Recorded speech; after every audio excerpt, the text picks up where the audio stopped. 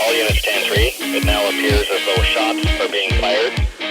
All officers use caution. It has been confirmed. Suspects are armed and are firing at police. 60 on the air. Northwest Signal 10. Building fire. Headquarters. Northwest Signal Fire Department. 1000 North Broadway. Towards North Park Drive in North Albany. Multiple explosions coming from 661. Unable to get any ambulance, any reach out except for 667. Automatically go to a third alarm. Welcome to Ask Scanner School. This is our monthly podcast episode where we answer your questions here on the podcast. This is episode number 228, Ask Scanner School, volume 44.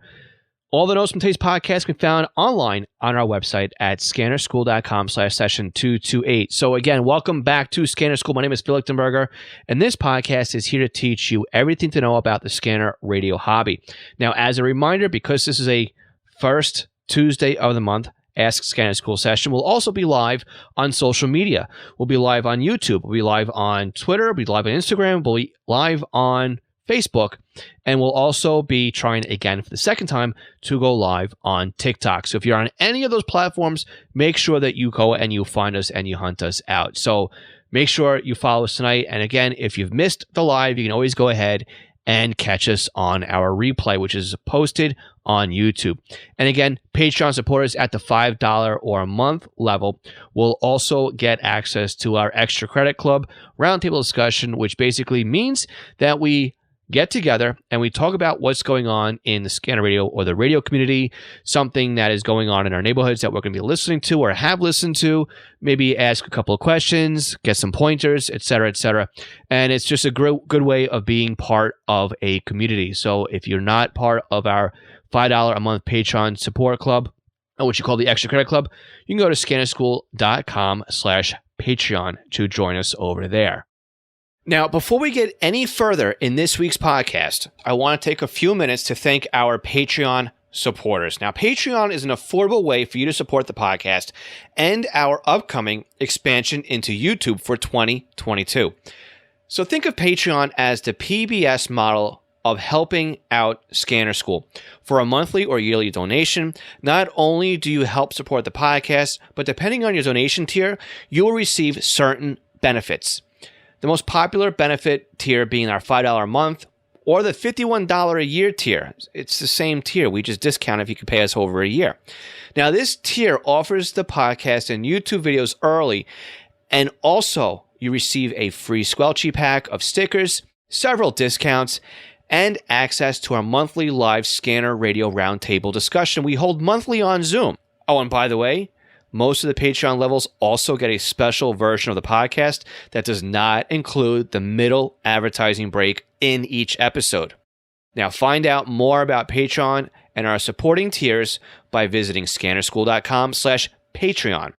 I'd also like to take a moment here and thank all of our Patreon supporters.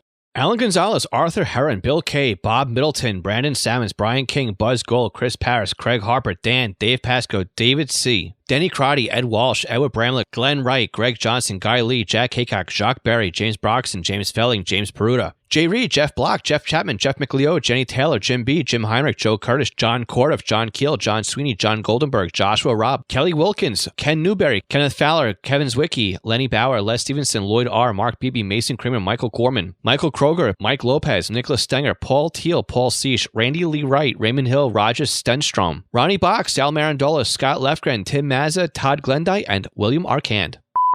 All right, so we are going to jump into this in 1 second, but let me give you a little bit of an update as to what's been going on here in the shack. Something I'm trying to do on the podcast, a little bit of transparency, a little bit of let you know what's going on back here. So the past week I've had off from work, which has been really nice.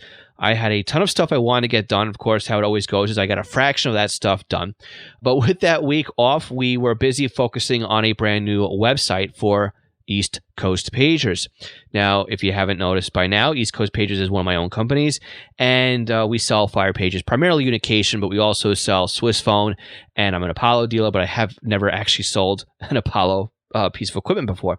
But yeah, so we're moving the website over. It's right now, currently, it's hosted on on a WordPress platform on my own VPS server, and it's running WooCommerce on top of that. But I haven't really been too thrilled with that platform for about a year or two now.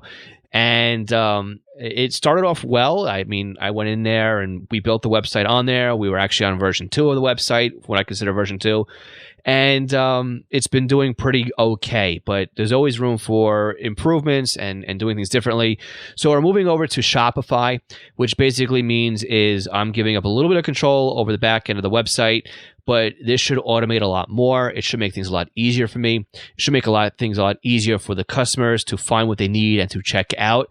The website looks a lot more polished. So I have been working pretty much every day this week on moving things over from the old website to the Shopify website.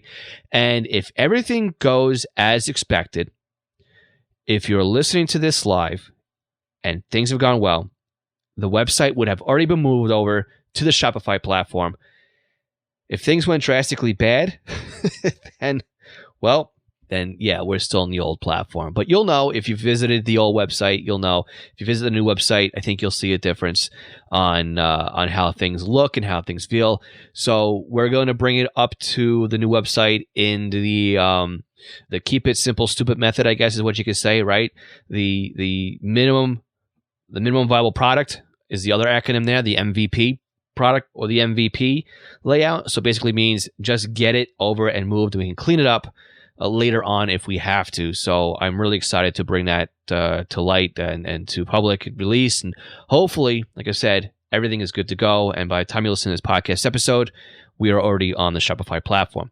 The second thing that just happened is because I have shiny object syndrome or squirrel syndrome is I just bought a new website domain today, probably about 15, 20 minutes ago, with, like I have nothing else on my plate type of deal to do.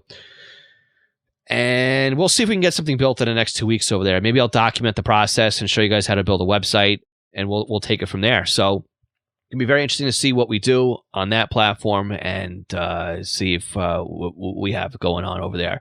I'm against the gun, so to speak, on that one because what I'm building it for happens in about 30 days or so. And if I don't get it done in the next 30 days, we'll have to wait till next year in order to see if there's a payoff on this one. But we'll see how it goes. Keep us on our toes over here. Like I said, I've got nothing else to do here. But let's get to the meat and potatoes on this podcast episode here. We've got a couple of questions that are in the hopper here. As a reminder, if you ask your questions via SpeakPipe or our voicemail number, which again, 516-308-2885, we'll put you in the running for a free tutoring session. And basically, that's a face-to-face or a Zoom-to-Zoom, and we'll answer your questions and we'll help you out with a problem or a topic or whatever it is that's on your mind. And you can go to scannerschool.com/ask in order to use the SpeakPipe link. Again, you can use your phone if you're here in the States or if you're international, 516-308-2885. So we've got 2 questions that came in via our SpeakPipe in our voicemail line. We've got 2 questions that came in via email or via our Ask page, and we're going to get to the written questions right now. And our first question comes from Wade, and he says he has a question about CTCSS and PL tones. I have a few questions about these. What are CTCSS tones and PL tones? Are CTCSS tones different from PL tones? How do CTCSS tones and PL tones work? And how do CTCSS tones and PL tones affect FM scanner reception? So let's break this down question by question. Wayne, again, great questions. Thank you for submitting this. So what is a CTCSS and a PL code? Well, a CTCSS tone is basically an acronym, and it stands for Continuous Tone Coded Squelch System. Again, CTCSS, Continuous Tone Coded Squelch System. And PL is a Motorola trade term for a CTCSS tone. Their term is PL, or private line. So CTCSS and PL are effectively the exact same thing. Now, what Motorola did was they basically put a number and a letter next to each other to make it easier to understand what these codes were. So instead of saying it was 136.5 hertz, it would be a 4ZPL. Now, if that's correct, I don't know. It's been a long time since I've looked at that chart. But basically, that's what we're saying. 4 Zulu or 4 Z would be the equivalent of 136.5 hertz. Again, I have to look at the chart to verify that, but Motorola, the PL tone would be the 4Z, and then the numerical is the actual hertz or the tone of the subaudible tone. And that is what CTCSS and PL are. They are subaudible tones that are transmitted with the carrier.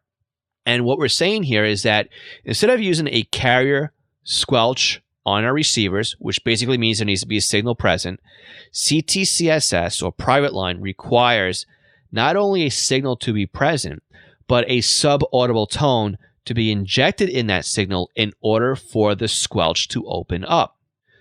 And that is how PL codes work. So on a transmit side, basically, to access the repeater, we may have to key up our radios and have that private line or our CTCSS tone injected with the signal. The repeater is going to use that PL code in addition to a coded squelch to find out if you are granted access to go through the receiver on that repeater.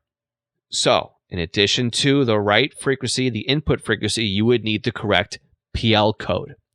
If both criteria matches, then the receiver on the repeater would then loop you out and through the repeater and transmit your signal out on the transmit frequency for the repeater. Now, the repeater may also inject in a private line or a CTCSS tone, and it may or may not match your transmit PL code. Sometimes you use PL codes on a split. And why would you do that?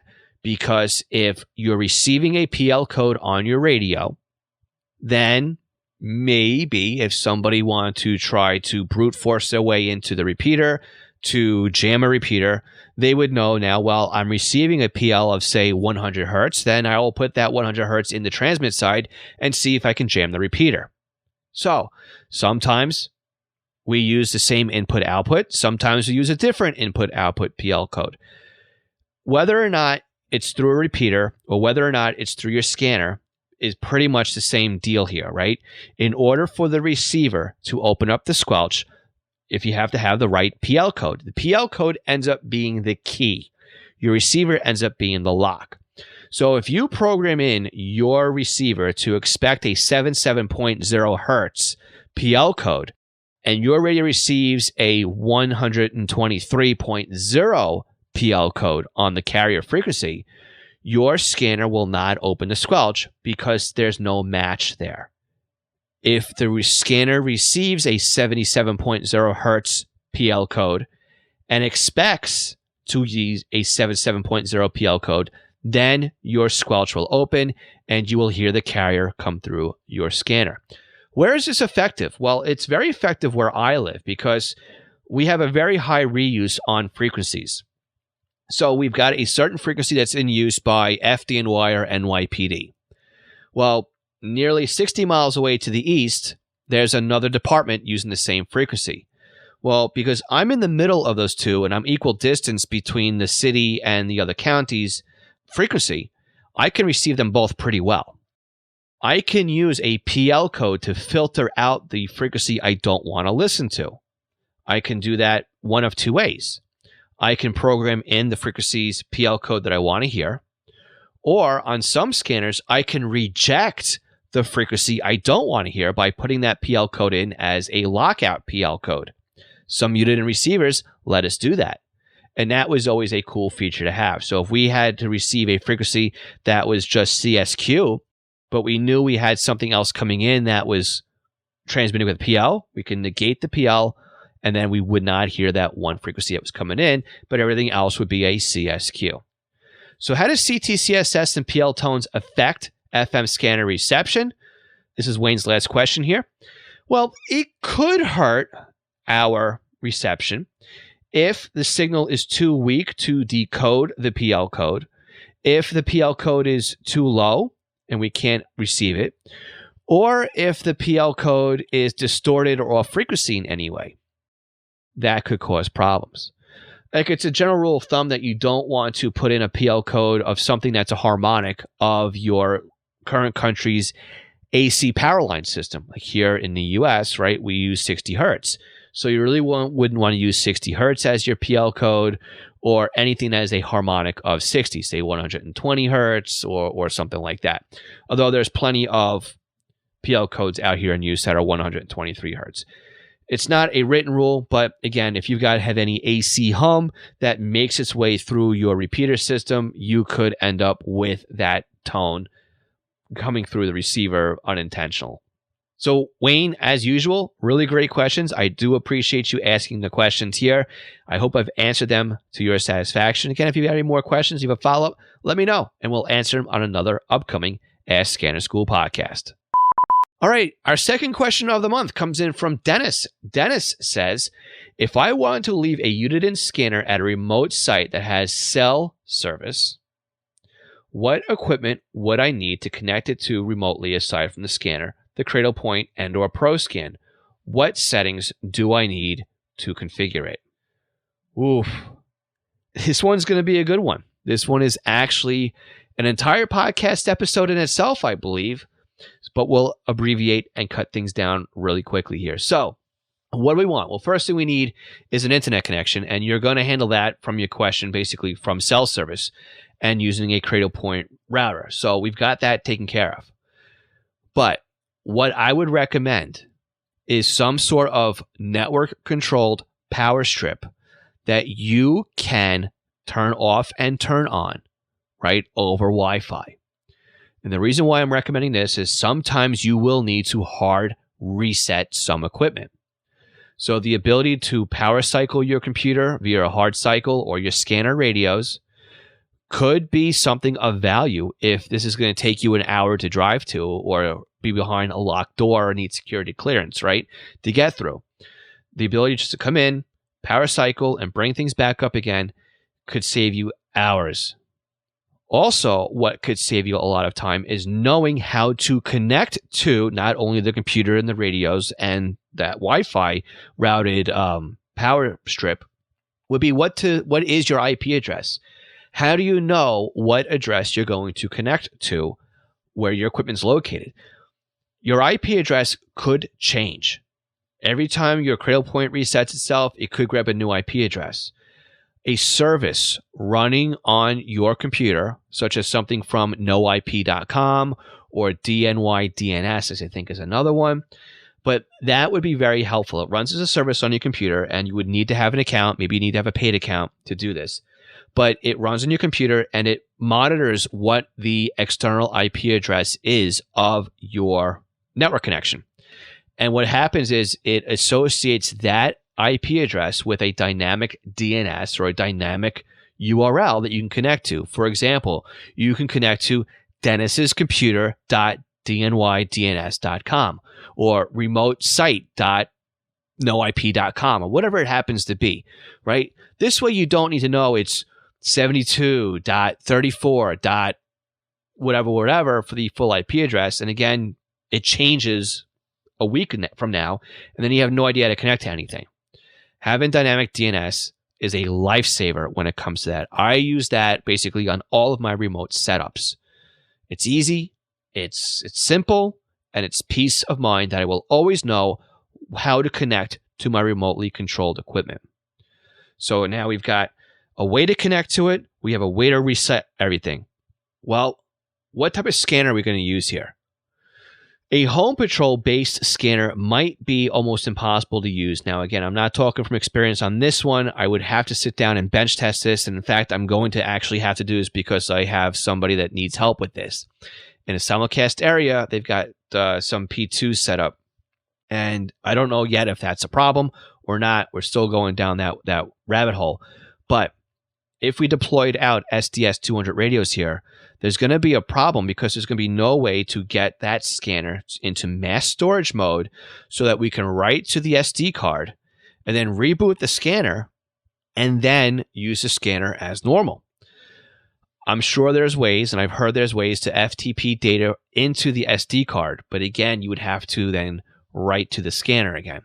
Another problem would be is if we had to work around a corrupt SD card. You see, if we cut power to the SDS scanner, the Home Patrol scanner, we might corrupt the SD card. We would need to then force write the SD. Sentinel will be the best way to do that. We can't do that if we can't write to the SD card because it's not in mass storage mode. It can create a whole bunch of issues if we can't FTP over to the SD card. So I would recommend, if possible, stay away from an SDS 100 or SDS 200 for now, or the Home Patrol 1, Home Patrol 2, even the 436 or 536, right? Stick with something that we can talk to and bring in and out of programming mode via a software command line. Again, I have to go back and sit down and test to see if it's possible to do that with the Home Patrol. Maybe somebody can chime in and let us know. But I'm going to say let's stick with something that is straight UDIN protocol. And why am I saying this? Because you want to use ProScan, or you want to use ArcXT, or you want to use something like that. The TRX1, TRX2 could help you out, but again, you're going to run into the same problem where you've got to use software to program the radio. It could be problematic for you if you can't communicate with the radio. All right. We have a scanner now we want to use. You know you want to use ProScan. Again, we need a way to communicate with the radio. So that's going to require either a serial connection or a USB connection, right? Serial would be in the back. That would require a null modem cable through the GPS port. Or up front, we're going to use the UDIN USB to serial adapter or the UDIN serial adapter that comes with the scanner and plug it in that funny port in the front of the radio. We're going to need to make sure we have a baud rate set up in the scanner. Whatever we put in there, we have to put it into a match in ProScan. But we also need to know what serial port our scanners are on. So those are two very important settings that need to be transferred over to ProScan or whatever program where you are running to remote control the scanners. Another issue we're going to run into is how to bring audio from the scanner to the computer. We're going to need an audio input. We're going to need a patch cable. I highly recommend using mono cables here. Don't use stereo, use mono. That's the best way to do it and relieve some ground issues or ground hums. Again, ground hums are going to be a problem, so you may want to invest in putting some ferrite beads on the audio cable, maybe even on the data cable. What kind of antenna are we going to use here? Are you going to use an external antenna on a rooftop, on a tower top? Do you even need to? Because if you are listening to just a trunk radio system, maybe the antenna on the back of the radio is just good enough to get by. And that might even be just enough to get you not needing a radio that deals with simulcast. Because if all you're going to do is listen to one tower, then you can eliminate all the other towers on that simulcast system or simulcast site. Then why bother with an external antenna? If tabletop is good enough for what you need, then that's great.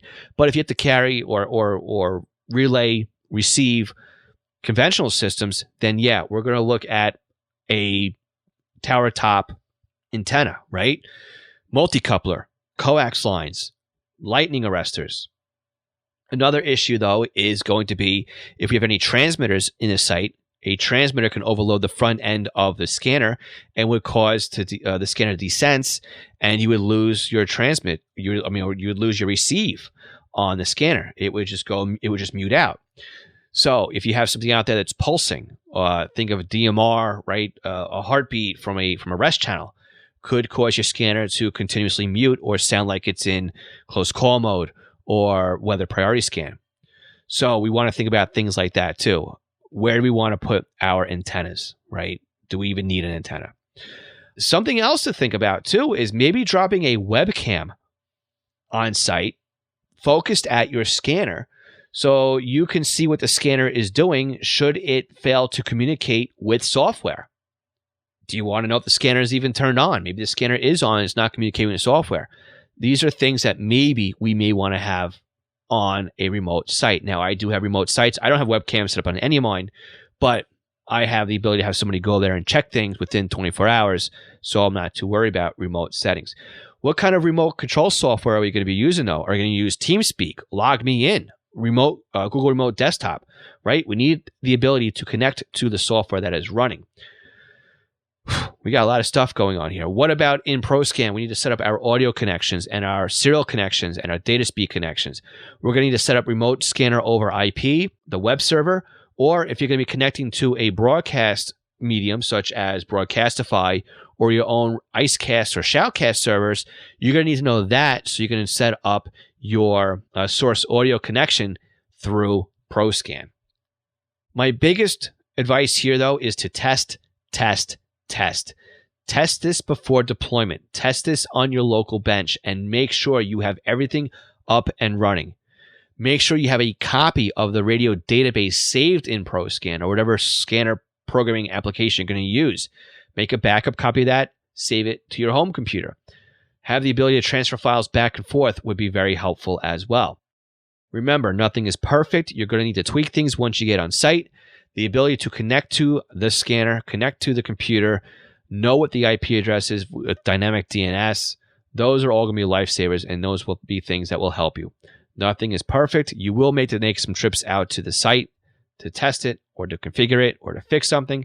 But in the long run, I think if you use these bullet points to help you with deployment, you will be pretty well set off. This will be a really great podcast episode. I will think of more things that we would need on the ability to troubleshoot or to deploy or something like that. Again, something that comes to mind too, backup batteries, UPSs, just off the top of my head here.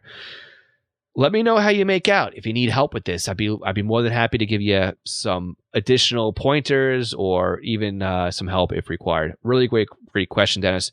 Best of luck with this project, and let us know how you make out. All right, we'll be right back after this break with our 2 voicemail questions. As a reminder, anybody who's a Patreon supporter at the $3 level or higher will skip this break. For everybody else, we'll see you in just a second. Hey, did you realize it takes us almost $100 a week just to have this podcast episode professionally edited and sent over to you? This doesn't even include website and podcast hosting, administrative help, and other monthly subscriptions that are required to put the podcast out there. Now, you can help us offset these costs when you shop online. So if you're looking for a scanner radio or some software, looking to bid on items over on eBay, or if you're looking to purchase anything, and I mean anything, on Amazon, you can help support Scanner School in the process, and this doesn't come at any extra cost to you.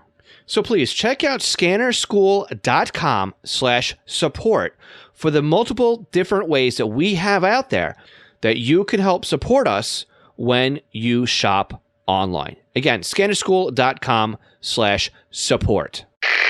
Are you looking to learn more about the scanner radio hobby? We currently have courses on how to get started and up and running with software-defined radios and how to turn your SDR into a fully functioning scanner radio. With free software, you can see more and do more with trunking than ever before. And with new courses scheduled for the upcoming months, our offerings will be expanding into both Uniden and Whistler hardware and software. Check out our courses at courses.scannerschool.com or by looking for the link in this podcast description. National Communications Magazine is your personal library of scanner, CB, GMRS, FRS, MURS, and two-way radio articles written by the best minds in the business over the past 3 decades.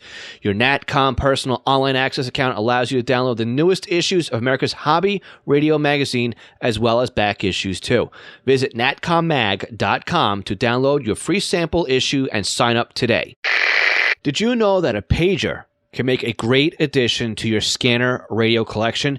And even if I didn't own East Coast pagers, I still have one or maybe a couple of pagers as a part of my scanner radio setup. This is because a pager can be used to just monitor your local fire department or your regional departments, and if you set it up correctly to alert you when the tones are sent over the air, then the pager will remain silent until you need to know what is going on.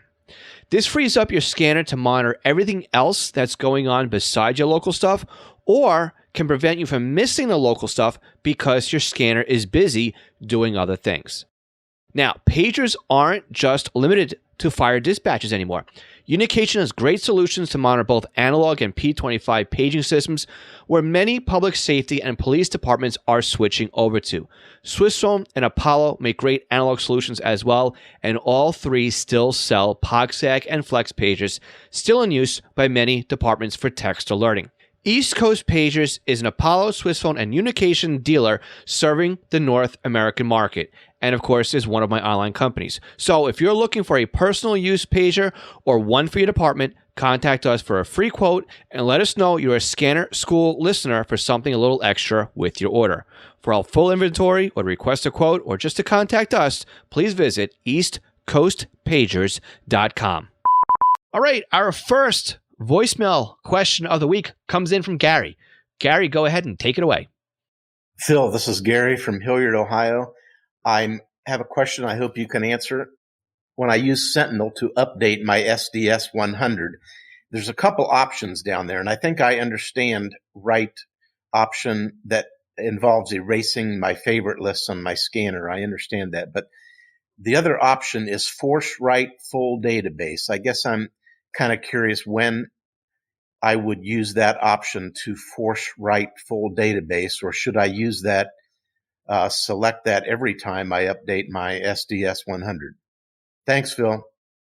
Gary, this is a really great question. In fact, I had to sit down and play around with Sentinel just to verify that what I thought was happening would actually happen. And if timing is okay here, you might see a video on this on YouTube or TikTok. I recorded the process as I was going through it in my head.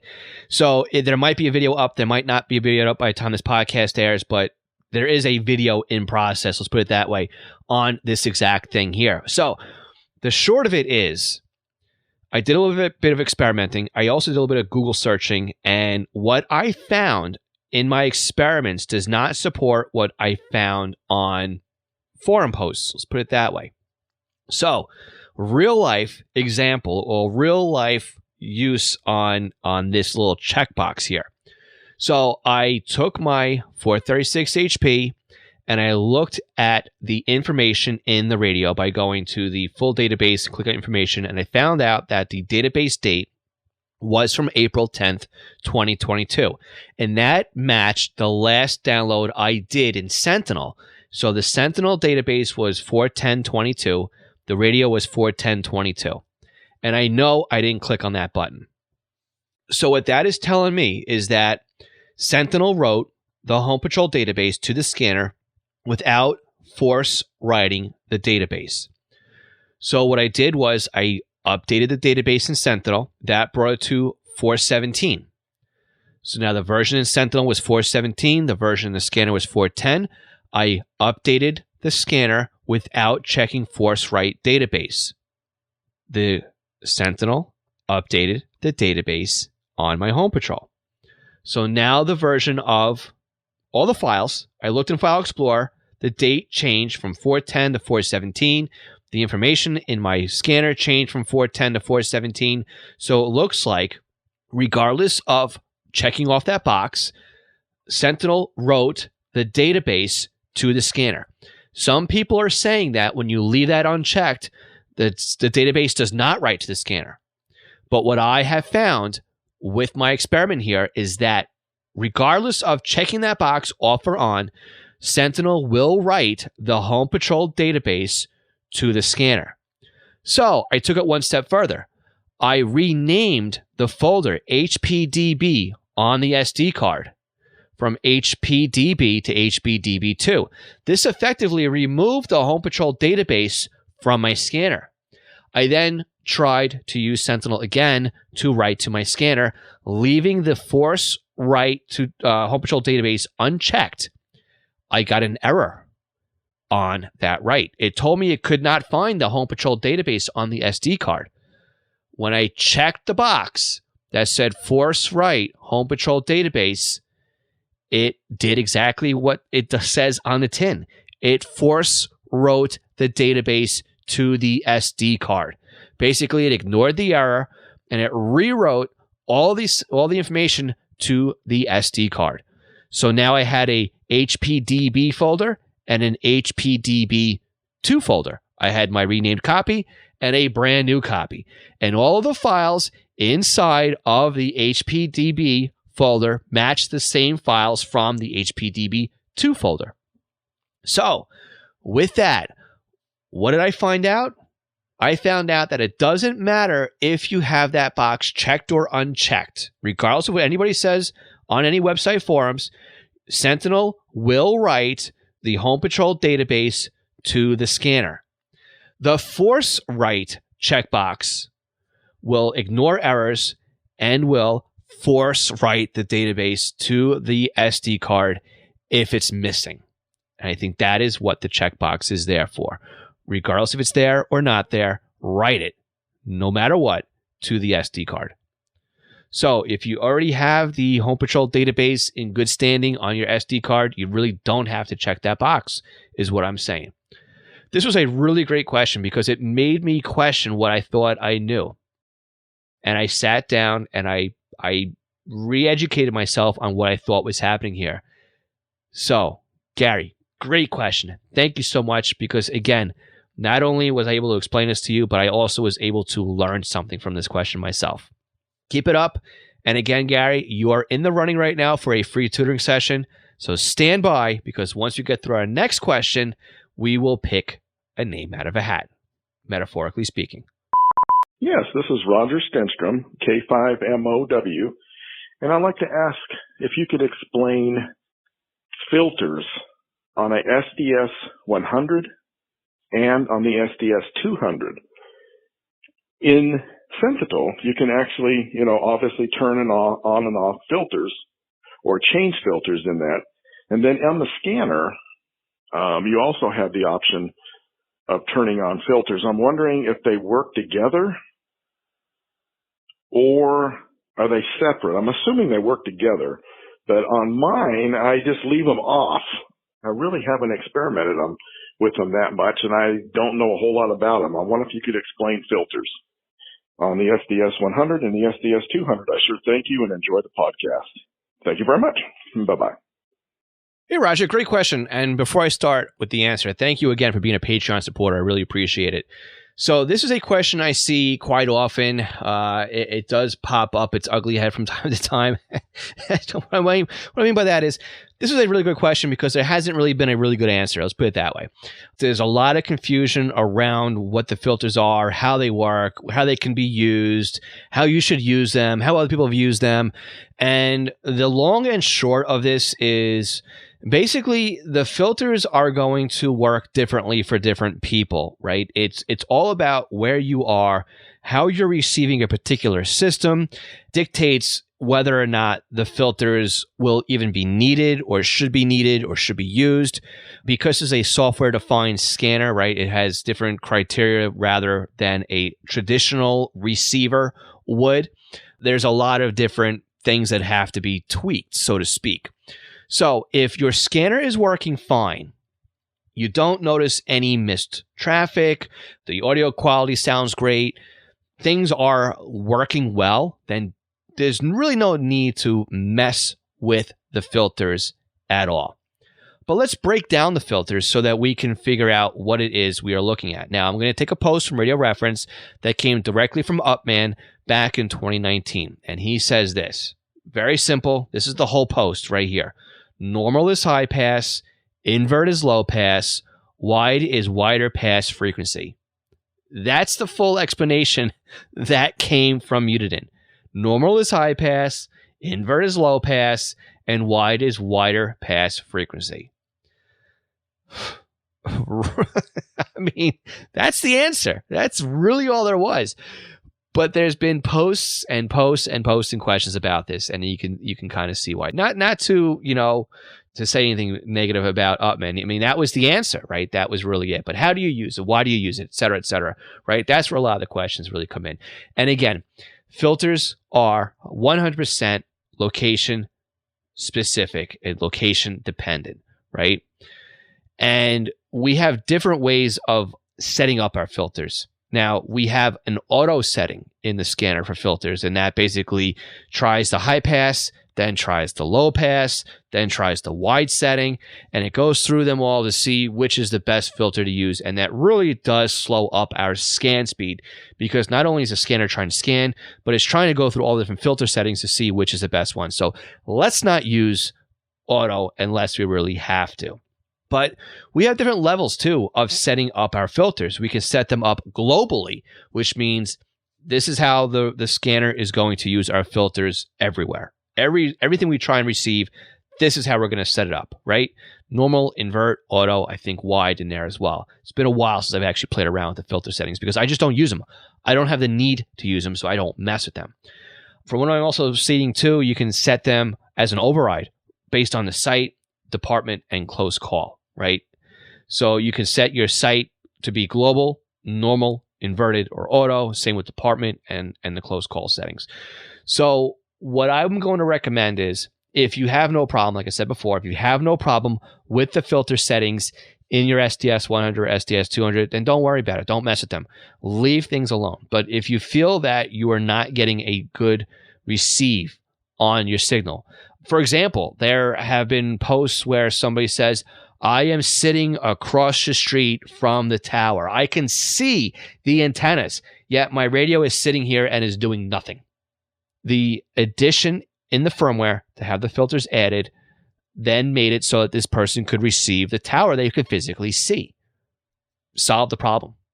So that's what I'm saying is if you expect to be able to receive something and you're not receiving it, or if you're not receiving it all that well, then start messing around with the filters. You may find that you see an improvement, or you may find, hey, let me just play around with the filters while I'm listening to NOAA Weather Radio or the local fire department, the police department. Let me see what happens here.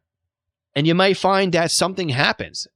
And then you take the radio in the car with you or to some other remote location, and all of a sudden you find out, I'm not hearing anything. Why is that? Because again, the filter is location specific, right? It's how much RF, how much energy is being received by the scanner and being processed and being analyzed and then being sent through the radio circuitry. So again, this is really a fuzzy answer. It's the best answer we can give. It's kind of one of these trial by fires. There's no concrete, this is going to fix this or do something for you, because it's all dependent on what you're receiving, how well you're receiving it, how much bit error or how much simulcast, how much RF is coming in, where you're located. Basically, what we're saying by location specific, it's basically how do all these variables hit the antenna and how are they being received by the scanner. So it really is a mess around with it, see what happens, and then take it from there. That's unfortunately the answer. So let us know if you're playing around with that setting. Let us know how it's working out well for you. My recommendation though is stay away from auto. Don't bother using it unless you absolutely have to. But I think just by messing around with the scanner settings, you may see something, you may not see something, but it's there in case you need it, basically. It's something to keep people from getting angry and saying, I can see this, the transmitter site, why can't I receive it? That's really where it comes into play. So, Roger, great question. Stand by, because it's now you versus Gary, and to see who gets the free tutoring session. All right, so before we pick a winner in today's podcast episode, let me say again, thank you to everybody who has asked a question. I need more questions. I am running thin on them. So make sure you pick up the phone right now and dial 516-308-2885 and leave me your questions, or go over to scannerschool.com/ask and use the speak pipe button or use the contact form on that webpage to submit your questions so I can continue doing these types of podcast episodes. If you're catching us live on Tuesday, the first Tuesday of May, make sure you head over to YouTube tonight, or Facebook, or Twitter, or Instagram, or TikTok, and join us over there for our live sessions. Again, if you've missed a live session, please go ahead and catch the replay over on YouTube. And again, if you found some value in this, make sure you subscribe to the podcast. Make sure you let me know that you are enjoying these podcast episodes by leaving us a honest review over on iTunes, or by sharing this podcast episode on social media or via email with your Scanner Radio friends. All right, without further ado, let's go ahead here and pick a winner in this week's Ask Scanner School drawing. All right, so let's go ahead and pick a winner here. So we got a spreadsheet here. We're going to pick between 1 and 2. Gary is 1, Roger is 2. So let's go ahead here and we'll reset 5, or re-hit 5 times here and see who's the winner. 1, 2, 3, 4 and 5. All right, Roger, congratulations. You are the winner of this month's Ask Scanner School free tutoring session. Please reach out to me, phil@scannerschool.com, and I will give you the coupon code to use to book your free tutoring session. Now, again, if anybody else would like a tutoring session, you can go to scannerschool.com/tutoring to book your tutoring session. So with that, I want to say thank you again for everybody who asks a question for this month's Ask Scanner School, and we will catch you all again tonight. All right. For everybody else, we'll see you all next week. My name is Phil Lichtenberger, and this is Scanner School. We teach you everything to know about the scanner radio hobby. Thanks again for listening, and 73.